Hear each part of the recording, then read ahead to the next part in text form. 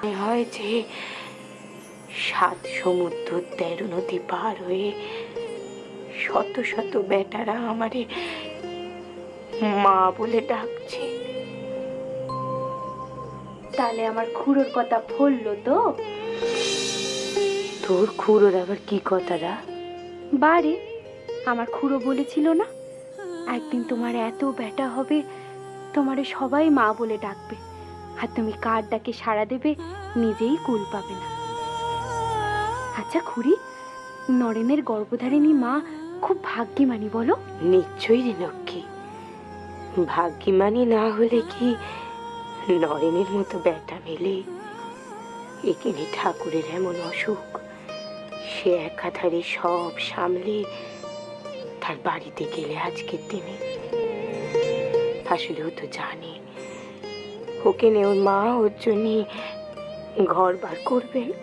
নরেনের সব দিকে খেয়াল থাকে।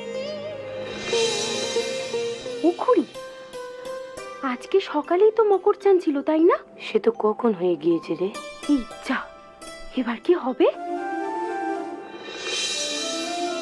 আরে বাবা, বুড়ো দাদার ভান্ডারা। তাই তো, তার তো আজ চানের আগে সাধকদের ভান্ডারা দেওয়ার কথা ছিল, দিলনি তো রে।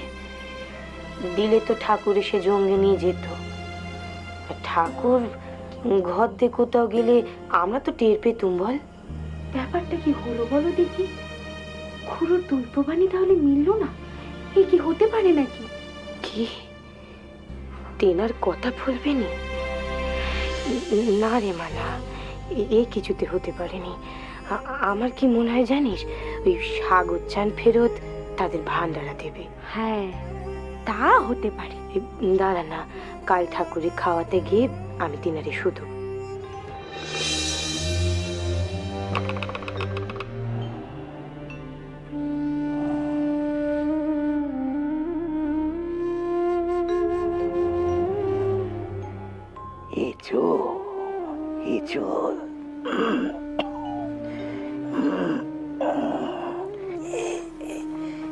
এসো এসো এসো এসো।